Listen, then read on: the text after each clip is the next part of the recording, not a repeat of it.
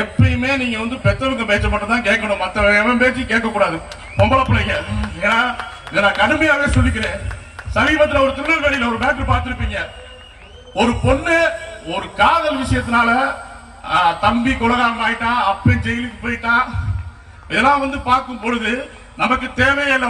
நீங்க தான் வந்து எங்க குல பெருமை, எங்களோட பொக்கிஷம். நீங்க உங்களை பாதுகாக்கிறதா எங்களோட வேலை. பார்த்து எந்த சமுதாயத்துக்கு நடக்குமா என்னன்னு தெரியல. ஒரு பொம்பளை பண்ண தப்பு ஒட்டுமொத்த சமுதாயத்தையும் குறி வச்சா.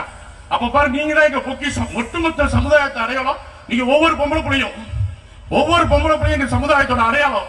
நீங்க செய்யற சின்ன தப்பு கூட எங்க எல்லாத்தையும் தலைக்குடிக்க வைக்கும். அதனால நீ தலை நிமிர்ந்து நடக்கணும்னா நீ ஒரு தேவனை கட்டி தலை நிமிர்ந்து நட. அது வந்து உங்க வீட்டுல உங்க அப்பா அம்மா பண்ணி வைப்பாங்க.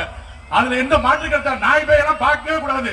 உன் வாழ்க்கை உன் சிங்கத்தின் கையில, ஒரு சிங்கத்தோட கையில உங்களை பிடிச்சு கொடுப்பாங்க. நாய் பேயெல்லாம் நமக்கு தேவையில்லை, நாய் நரி ஊழைகளும் தேவையில்லை. நம்ம எப்பயும் கெத்தோட வாழ்வோம், தேவைன்ற கெத்து மாறாம வாழ்வோம். அதுல எந்த மாற்று கருத்தும் கிடையாது.